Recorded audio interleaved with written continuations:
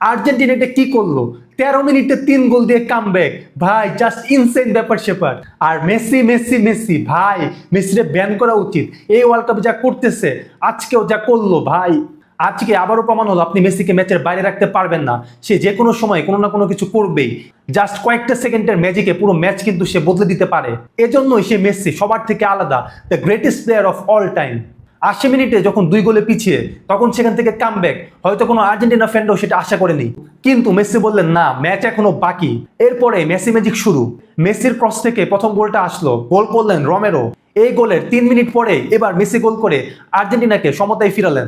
আর ম্যাচের ইনজুরি টাইমে কাউন্টার থেকে লাউতারো মার্টিনেসের এক দুর্দান্ত ক্রসে এনজোর গোল। আর আর্জেন্টিনার অবিশ্বাস্য কামব্যাক জয়। এই প্রথমবার ওয়ার্ল্ড কাপে 2 গোলে পিছিয়ে থেকে সেখান থেকে জিতলো আর্জেন্টিনা। আর হার্ট ব্রেকিং ফর ইজিপ্ট, পুরো ম্যাচে কিন্তু তারা দুর্দান্ত খেলে। তাদের কাউন্টারগুলো কিন্তু দেখার মতো ছিল। আর তাদের গোলকিপার ভাই, তার উপর মনে হয় নয়ার, বুফন সবার জিন ভর করেছিল। একের পর এক দুর্দান্ত সেভ।